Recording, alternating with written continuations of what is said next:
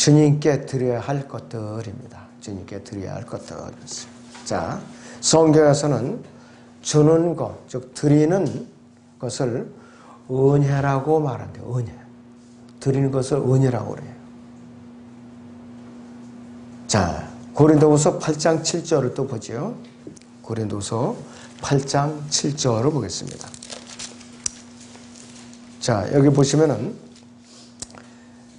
따라서 너희가 매사에, 즉 믿음과 언어와 지식과 모든 간절함과 너희가 우리를 사랑하는 일에 있어서 넘친 것 같이 이 은혜에서도 넘치기를 바라노라 그랬습니다.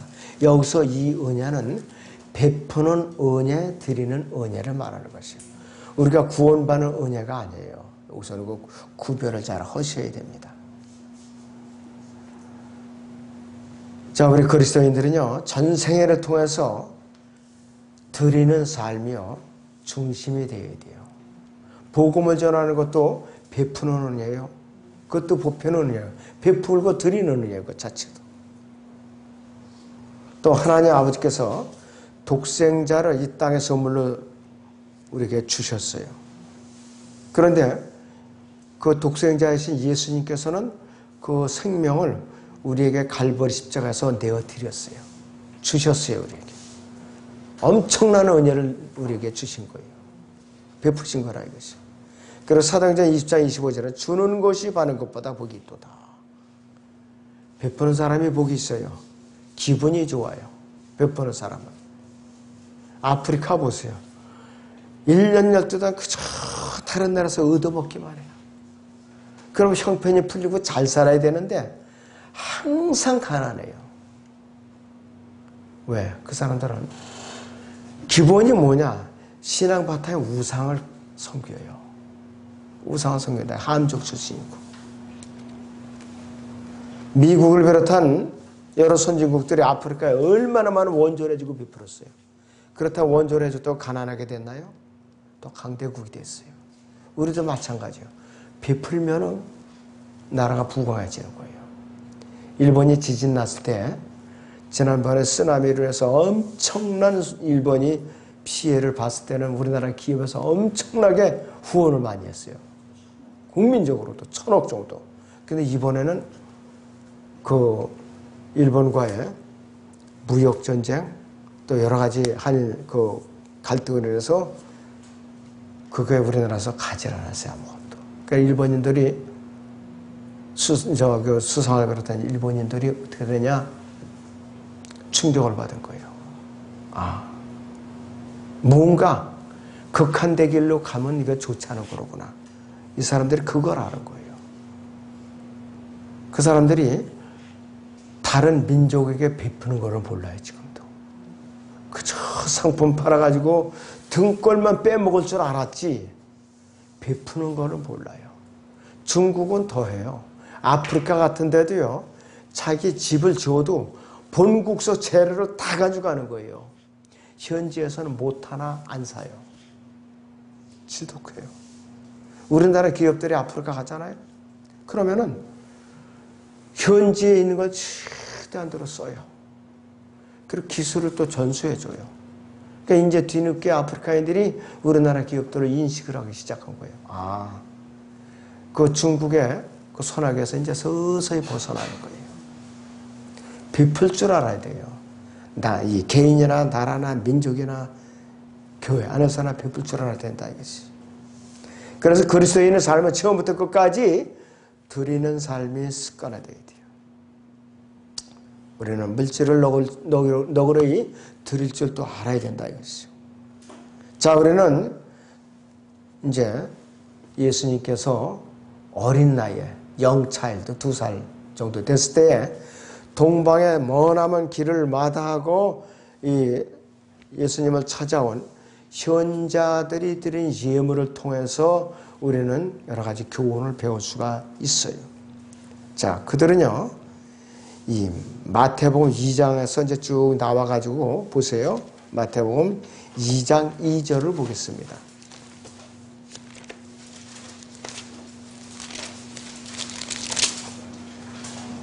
자, 1절부터 봅니다.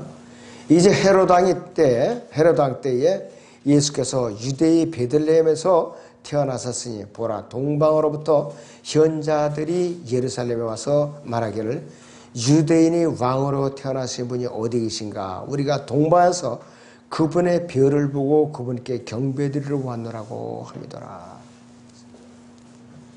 그분의 별을 보고, 민수기에 나온 별이에요. 그분의 별을 보고 찾아왔다 이것이. 포대기에 쌓이는 갓난아기 예수님이 아니에요. 예수님이 그때는 걸어 다니실 때예요. 영차일도 1년 6개월에서 2개월 사이를 갖다 영차일드라고 그래요. 갓난아기 말 못하는 애 있잖아요. 말 못하는 거. 요거는 갖다가 베이비라고 그래요. 그리고 킹제임스 성경 구에는 베베, B-E-B 이렇게 불러요. 근데 사람들은 허구없는 아기 예수 하고 이렇게 불러대고 있거든요. 모르고 하는 소리예요, 전부 다. 자, 이들은 민수기에서 예언된 하늘에 있는 별을 보고 가정을 멀리하고 머나먼 길을 이제 떠나서 그 별을 쫓아서 구하려고 왔어요. 누구를? 구세주를 구하려고 왔어요. 경배드리러. 그리고 그들은 찾았어요. 구세주가 어딘지 찾았다 이것이요.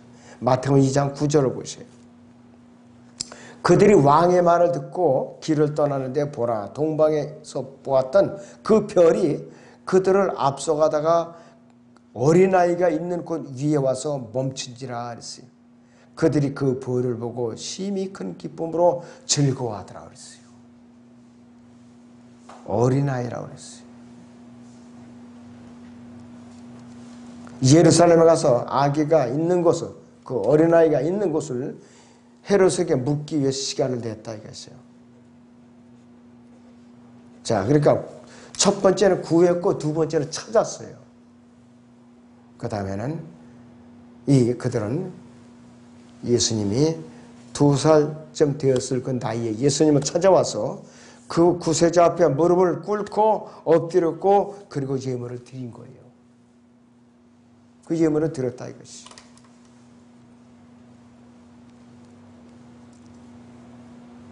이들은 11절부터 보시면은 그들이 그 집에 들어가서 그 어린아이가 모친 마리아와 함께 있는 것을 보고 엎드려 그에게 경배하고 보물함을 열어 황금과 유향과 몰약을 예물로 드리니라 그랬습니다.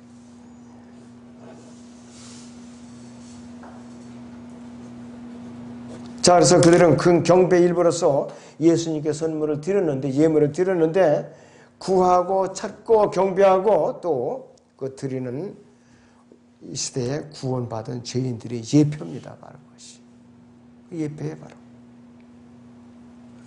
자, 그래서 이것이 예수 그리스도를 찾는 죄인들에게 이제 정해진 순서예요. 구하고 찾고 드리는 것이. 자, 이 현자들이 드린 예물은 세 가지죠. 황금과 유향과 모약이에요. 황금은 왕에게 드리는 선물이에요. 하나님의 신성을 상징하는 것이고, 유향은 제사장에게 드리는 선물입니다. 모약은 선지자에게 주는 선물이에요. 그래서 황금은 만왕의 왕이신 예수님의 받으시기에 합당한 예물이에요. 바로. 유향은 제사장에 드리는 기도의 한 형태로서 드리는 것이에요. 이들은 제사장 중에 제사장으로서 예수 그리스도의 제사장 직분을 알았던 사람들이에요. 이 현자들은. 그리고 모략은 시체에 썩지 않게 방부 처리해서 드려지는 이 예물이었어요. 갈보리 십자가에서 예수님의 죽음을 보여주기 위해서 이 선물이 고통받는 예수님께 쓰여졌어요. 자, 그러니까는 이들이 드린 것은 쓴 것, 왕의 것, 종교적인 것 모두 다 포함된 예물이 드려진 거예요. 현자들이 얼마나 현명했던가. 하나님의 섭리예요, 이들이. 이방인들이었지만 유대인들이 이렇게 드렸던가요? 그들은 오히려 예수님을 갈보리 십자가에 죽여버렸죠. 못 박아가지고. 자, 그리스도인들은 주님께 무엇을 드려야 되는가? 첫째는 먼저 주님께 자신의 몸을 드려야 돼요. 자신의 몸을 드려요. 물질을 먼저 드리는 게 아니에요. 자, 그래서 미국이나 우리나라 이 복음을 잘 전한다고 하는 복음주의 설교자들, 이들은 예수님께서 우리 몸 안에 들어오셔야 되는데 어떻게 혼란을 시키느냐. 우리의 삶 속에 그리스도를 모셔드리자. 우리의 삶 속에 그리스도를 모셔드리자. 그건 뭐냐? 구원받지 않은 상태에서도 삶 속에서 예수님을 모셔드리자. 이 음모가 숨어 있는 거예요. 무서운 말이에요. 우리 몸 안에 모셔드려야 우리가 성령께서 내주하시면서 우리 진리 가운데 인도해 주시죠. 용어 하나하나가 이렇게 무서운 차이가 있어요. 우리의 삶에 이 예수님을 모셔드리자는 것은 사탄의 속임수예요. 고단수의 속임수라 이것이에요. 하나님께서는 우리의 삶을 원하시는 것이 아니라 우리의 몸을 갖다 소유하기를 원하시는 분이에요. 그분께서는. 그리고 우리의 삶 자체를, 우리의 몸을 소유하고 있으면 우리의 삶을 그분께서 관장하는 거예요. 자동적으로. 따라서 그분께서 우리의 몸을 소유하지 못하면은 우리의 삶이 예수님 그 관장하에 있지 않은 거예요. 우리는 딴 삶을 살고 있는 것이에요.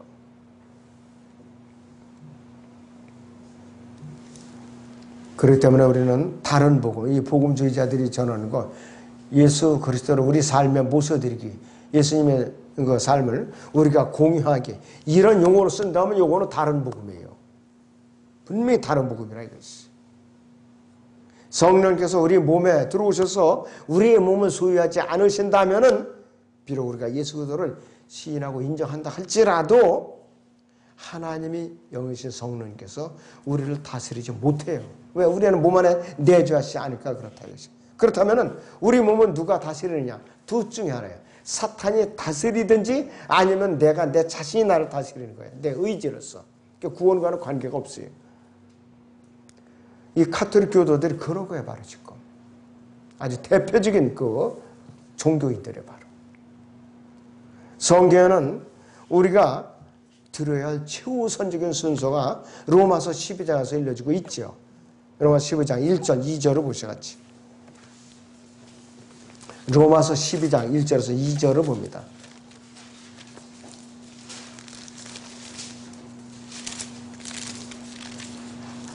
그러므로 형제들아 내가 하나님의 모든 자비하심으로 너희에게 권고하노니 너희 몸을 하나님께서 기뻐하시는 거룩한 산제물로 드리라.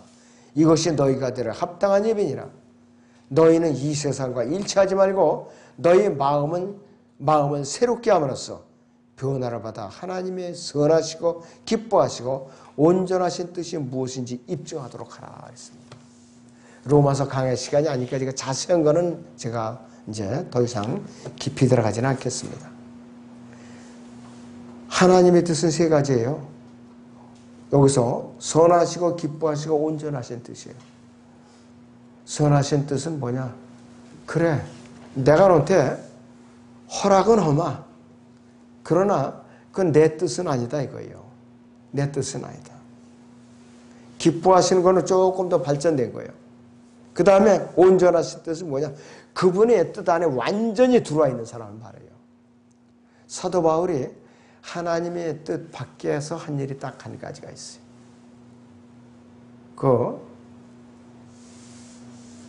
어느 선지자를 미리 보냈죠. 이카봇인가? 아가보 선지자인가? 보냈죠. 이 띠의 임자를 결박을 기다리고 있으니까 예루살렘 올라가지 말라고 말렸어요. 성령께서 말리신 건데 자기 고집을 피고 올라갔어요. 2년 동안을 묶여가지고서 가택연금 생활을 했던 거예요. 그동안에 복음을 못 전했어요. 그래서 그 기간이 하나님의 뜻을 어긴 기간이었었어요.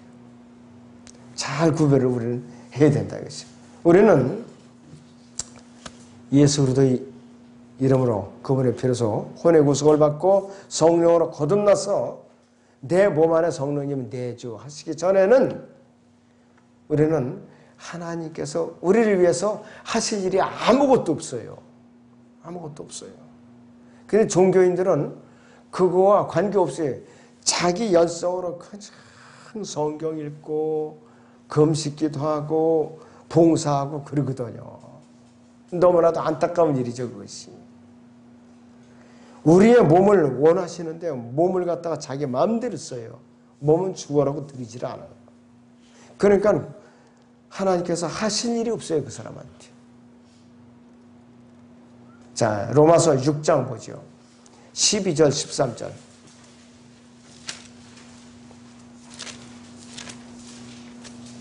로마서 6장 12절, 13절을 보입니다.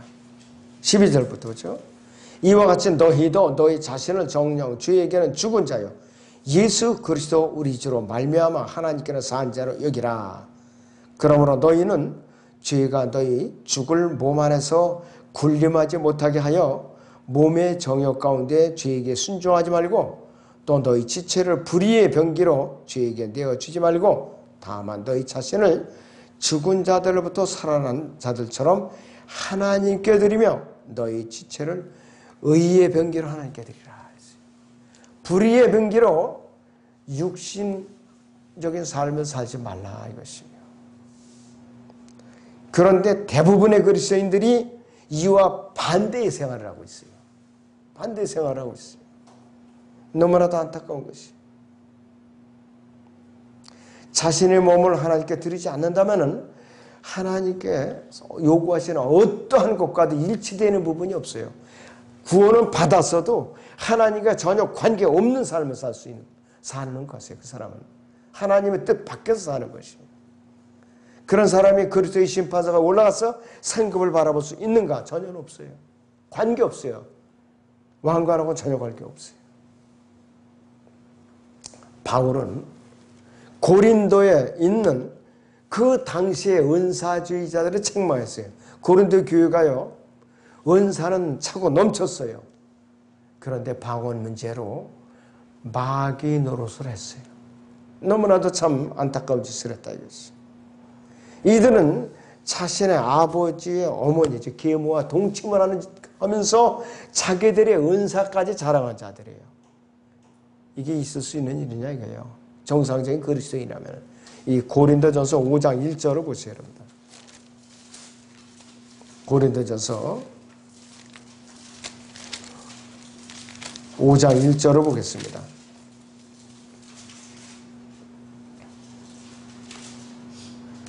너희 가운데 음행이 있다는 것은 다 알려진 바로되 즉 어떤 자가 자기 아버지 아내를 취했다는 것이 그러한 음행은 이방인들 가운데도 없는 것이라.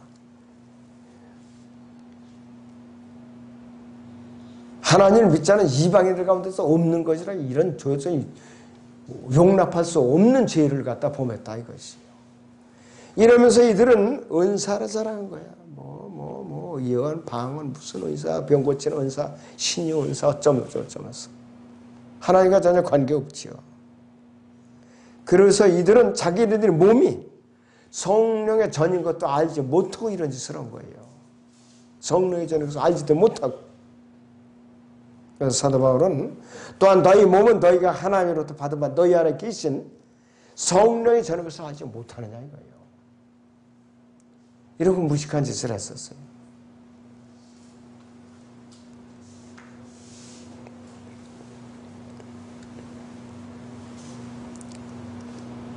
자, 그렇기 때문에 이들은 또 복장을 갖고서 되게 따졌어요. 복장을 가지고서.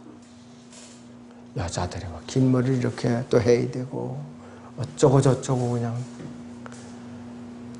저는 목격을 한 사실이에요. 어떤 사람이 미국의 근본주의 대학에 유학을 가서 딱 한 학기 오고 맞춰 왔는데 자매들 요 치마자라고 자루다 재고 있어요. 와가지고 몇 센치야 돼. 얼마나 너무 짧고 어쩌고 저쩌고 그냥. 놀랐어요. 그거 보고.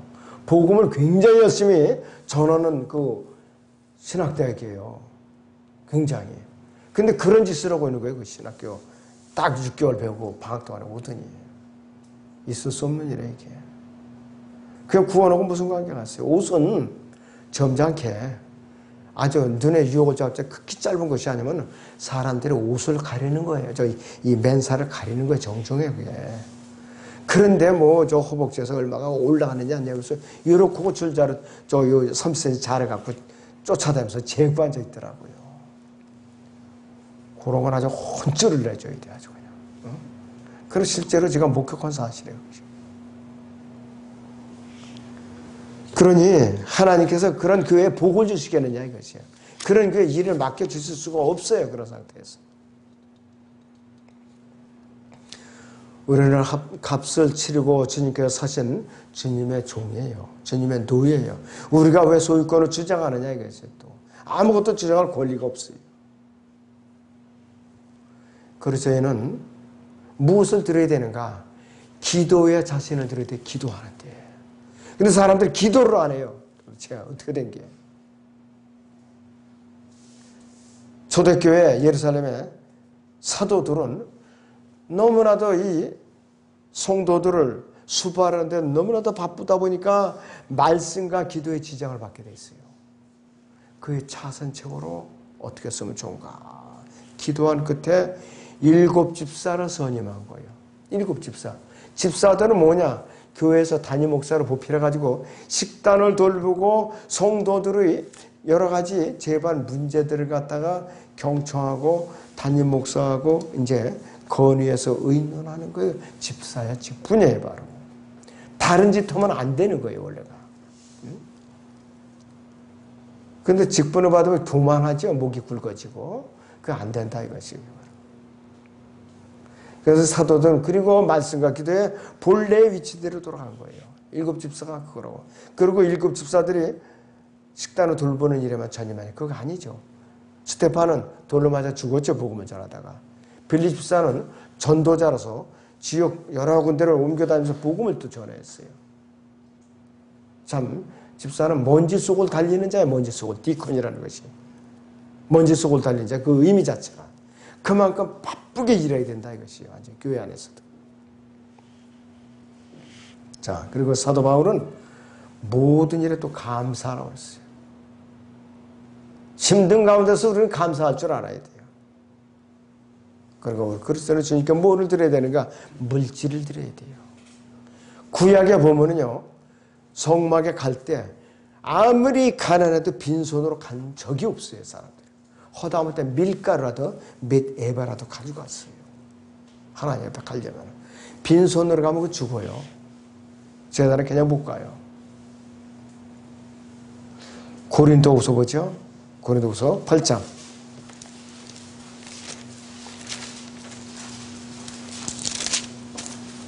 1절부터 4절을 보겠습니다.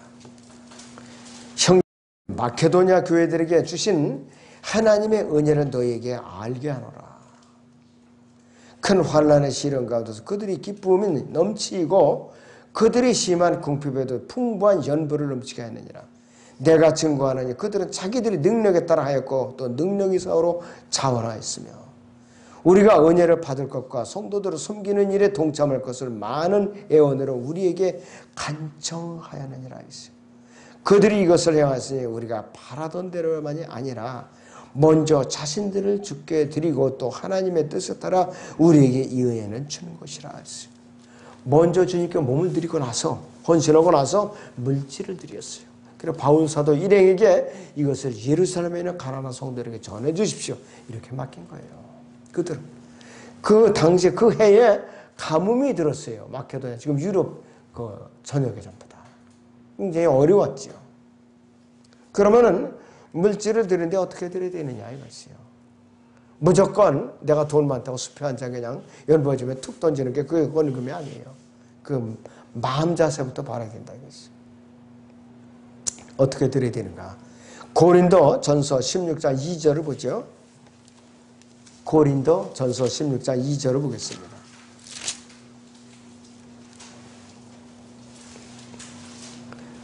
매주 첫날에 너희 각자가 하나님께서 번성케 하신 대로 따로 저축하여 두어서 내가 갈 때에는 모금하는 일이 없게 하라고 했어요. 그 당시에는 일주일마다 급료를 받았어요. 그 당시에 사회가. 그러니까는 따로 저축해 매주에 첫날마다 드리라고 했어요. 근데 지금 이제 월급을 받죠. 그 11조가 어떻게 한 달에 한 번씩 내죠. 그러나 우리는 11조 외에 연보라고 그래요. 그걸 갖다가. 주일은 그거 연보라고 그래요. 전부 다 포함해서. 주의 첫날에 번성케 하신 대로 드리라고 그랬어요. 성교에도 없는 부활절이나 맥주 감사를 크리스마스 때만 드리는 것이 아니라 매주의 첫날에 드리라 이것이요. 번성케 해주신 대로. 그래서 내가 그러면은 사업이 안 돼갖고 돈이 없어요. 그러면 못 드리는 거 아니겠어요? 빚을 내서 누가 드리겠어요? 그건 아니에요. 그리고 가장만 드리냐? 그거 아니에요. 각 구성원 개인이 다 드렸어요. 구약에 보세요. 난지 1개월 이상 반세기씩 드리라고 그랬죠? 속전해요. 그게 바로. 다 골고루 가장, 내조하는 아내, 자녀들 용돈 얼마나 받잖아요. 부모님한테. 거기서 얼마씩이라도 드리라니까 골고루 다. 각자가 참여해라 이것이. 그리고 이 드리는 것은 부자들만이 드리는 특권이 아니에요. 가난한 자나 부자나 권력자나 천한 사람이나 남녀노소 할 것 없이 다 드릴 수 있는 기회를 부여받은 거예요. 단 구원받은 사람만. 그래서 우리에게 어떻게 드려야 하는가 성령님께서 우리에게 이미 계산을 끝내놓으셨어요. 번성케 하신 대로 드리라고 그래요. 번성케 하신 대로. 자, 구약에 율법이 있기 전에 아브라함요, 또 야곱 같은 사람들은 율법이 있기 전에 은혜 안에서 10분의 1을 하나님께 드렸어요. 율법 아래에 있는 유대인들은 율법 아래에서 10분의 1을 드렸어요. 신약에 있는 우리는 어떻게 되느냐? 오늘날 우리는 율법 아래 있지 않습니다, 분명히. 그런데 우리는 강제로 11조를 안 해요. 그러나 은혜 아래 있는 우리는 율법 아래 있었던 사람들보다 더 많이 드릴 수 있어야 돼요. 왜? 우리는 영생을 얻었어요. 주님의 몸의 지체가 됐어요. 공동성소예요. 더더군다나 성령의 전이에요. 우리는 우주 공간에 나서 예수님의 머리로서 우리는 몸으로서 한없이 뻗어나가면서 우주를 다스리는 영원한 통치자들이라 이것이. 그거를 생각한다면은 그냥 따지고 뭐하고 주머니에 놓다 뺐다 그럴 필요 없어요. 그러면 안 드리는 게 나아요. 차라리. 예? 내가 형편에 닿는 대로 번성케 해준 대로 드리는 거예요. 그리고 주님께 드리되 마지못해 드리는 게 아니라 기쁜 마음으로 감사함으로 드리는 거예요. 내가. 예를 들어서 내가 남편한테 살림만 하는 내가 아내라고 그래봐요. 남편한테 내가 살림비 빼고 용돈을 10만 원 받았다. 그러면 10,000원을 내가 드릴 수 있는 거라고요. 11조로. 억지로 내가 남편 몰래 억지로 무리해서 드리려는 말이 아니에요. 성경적인 의미가 바로 그거라 이것이. 기쁨으로 드려야 되는 것이에요. 그래서 주님께 하나님께서는 기쁨으로 드리는 자를 사랑하심이라고 그랬어요. 기쁨으로 드리는 자. 자, 여러분들 우리 몸을 주님께서 건강을 주셨어요. 누구 은혜예요? 하나님의 은혜예요. 지금 요양원에 들어오는 사람들 얼마나 많아요. 요양원에. 얼마 전에 제가 말씀을 드렸죠. 신방을 가갖고 구원 확신을 하고 돌아오고 그 다음 날 돌아왔었더라고 그분이. 요양원에는. 그분은 복 있는 분이라도 구원받지 못한 사람들 죽도록 고생만 하다 지옥 가고 오는 사람들이 얼마나 많은가 요양원에. 요양원이 중환자들에서 현대판 고려장터예요. 여러분들 정말로 저는 그래요. 제가 그 꼴을 겪기 전에 주님께서 데려가기를 정말로 저는 간절히 부르짖어요. 정말로 데려갔으면 좋겠어요. 저는. 자, 그리고 우리에게 건강을 주신 것이 어디서 온 거예요? 주님이 주셨잖아요. 또 우리가 내가 좋은 직업을 주셨어요. 누가 주셨어요? 주님이 주신 거예요. 그것도. 물론 내가 열심히 공부해서 입사를 했겠죠. 그러나 내게 그 지하 명제는 누가 주셨는가? 주님이 주신 거라 이것이. 그러니까 우리가 잘생긴 외모를 가지고 있어요. 응? 누가 주셨어요? 주님이 허락하신 거예요. 근데 요즘은 사람들이 성형수술을 많이 하죠. 칼질을 많이 해가지고. 특히 이제 중국서 원정까지 와요. 저 짝에 그 잠원동, 압구정, 그짝 거리 전체가 중국식 간판이 아예 붙어 있어요. 원종으로서 그냥 하니까. 그만큼 외모를 가꾸는데 그렇게 관심들이 많아요. 복음을 전하면 그렇게 거절을 해요. 또 아무리 몸이 이쁘게 하면 뭐냐 이것이요. 주님 앞에 인정을 받아야지. 우리 가족 자체가 다 구원을 받았다 전체가. 누구의 은혜냐? 하나님의 은혜죠. 하나님의 은혜예요. 자, 이런 관점에서 본다면은 우리가 주님께 기꺼이 즐겁게 드리는 것을 우리가 인색해서는 안 돼요. 주님께서는 우리에게 마음의 중심을 보시는 분이에요. 마음의 중심. 자, 예수님께서는 우리에게 그분의 생명까지 우리를 위해서 십자가에서 내어 주신 분이라 이것이. 그래서 우리는 그분의 그 희생적인 의미를 망각해서는 안 돼요. 망각해서는 안 돼요. 마케도냐 성도들은 그래서 이 고린도서 8장 28절에 보면 극심한 가난 가운데서 드렸다고 그랬어요. 또 마가복음 12장을 보죠. 여러분들. 마가복음 12장 41절에서 44절을 같이 보겠습니다. 마가복음 12장 41절에서 44절을 잠깐 보면은요. 이렇게 예수님께서 말씀하고 있어요. 예수께서 연복의 맞은편에 앉으시어 무리가 연보하며 어떻게 돈을 넣는가를 보고 계시는데 많은 부자들이 돈을 많이 넣더라. 그때 한 가난한 과부가 와서 두 랩돈 곧 한 고도란 틀을 넣으니라. 주께서 제자들을 불러 그들에게 말씀하시기를 진실로 내가 너에게 말하노니 이 가난한 과부가 연복에 넣는 모든 사람들보다 더 많이 넣었도다. 그들은 모두 자기들이 풍족한 데서 넣었지만 그 여인은 자신의 빈궁한 처지에서 가진 건 모두 심지어 생기비 전부를 넣으니라고 하시니라 했어요. 자, 여러분들 오해하시면 안 돼요. 제가 헌금 내러 강조하는 거 아닙니다. 분명히 이 자리에서. 자, 이 가난한 과부는 마음의 중심을 주님께 집중했던 거예요. 부자들이 내는 거 쉽지요. 예를 들어서 수억 원씩 가진 사람들 그 11조 뚝 터지는 거 어렵지 않죠. 그러나 노동으로는 가난한 과부는 얼마나 어렵겠느냐 이것이에요. 주님께서 그 마음의 중심을 보신 거예요. 그 생활비 전부를 놓다 이거예요. 우리가 얼마나 많이 드렸느냐 적게 드렸느냐가 그것이 문제가 아니라 하나님께서는 속마음의 중심을 보시는 분이에요. 속마음의 중심을 보시는 분이에요. 그래서 기쁜 마음으로 즐겁게 드리고 우리는 꾸준히 규칙적으로 드려야 된다 이것이. 그리고 우리 선물은 비록 작은 것일지라도 하나님의 마음을 기쁘시게 드린다면 최상의 것이 그분에 대한 선물이에요. 우리가 드리는 선물이라 이것이.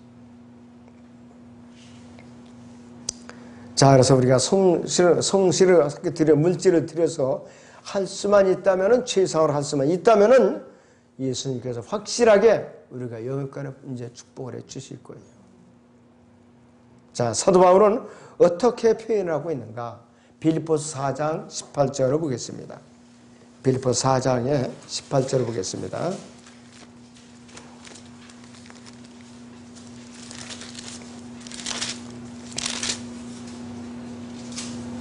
내게는 모든 것이 있고 또 풍부하니라. 나는 너희가 보낸 것을 에파프로디도로부터 받아서 풍족하게 되었노라. 이는 향기로운 냄새요 받으실 만한 희생제요 하나님을 참으로 기쁘시게 하는 것이라.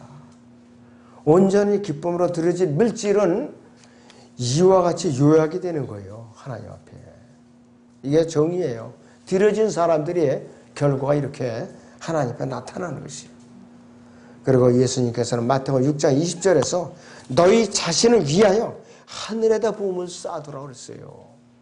너희 자신을 위하여 하늘에다 보물을 쌓아두라고 그랬어요.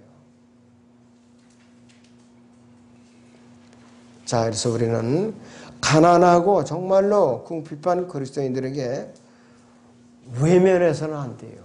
정말로 외면해서는 안 돼요. 그리고 아주 가난하고 어려운 교회 외면해서 안 돼요.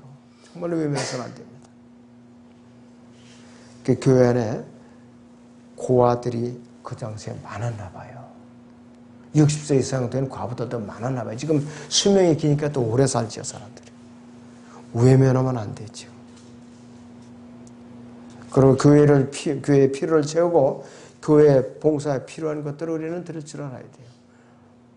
이 현금만 돈만 드리는 것이 아니에요. 돈만 드리는 것이에요. 교회가 뭐가 필요하다. 그러면은 내가 또 그걸 드리는 거예요. 물질을 대신 물건을 구입해다가.